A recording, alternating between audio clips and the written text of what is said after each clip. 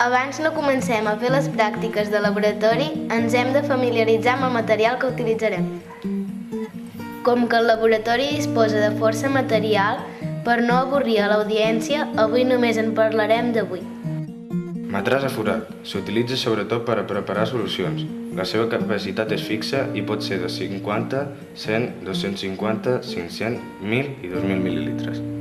Pipeta. Serveix per transvasar un volum conegut de líquid d'un recipient a un altre. En cap cas s'ha de bufar a l'interior de la pipeta per acabar-la de buidar. Bureta. Tub graduat de dalt a baix. Té una clau de pas que controla el pas del líquid. Es fixa a un suport.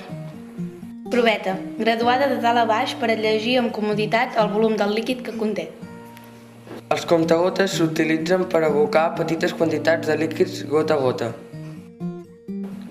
Tub d'assaig, molt utilitzat al laboratori, sobretot com a recipient i vas de reacció. Els matrassos Erlenmeyer faciliten l'agitació del seu contingut sense que aquest es vessi, gràcies a la seva embocadura més estreta. Vas de precipitats. Té una gran aplicació en les tasques experimentals de la química, per preparar mescles, recollir líquids, etc.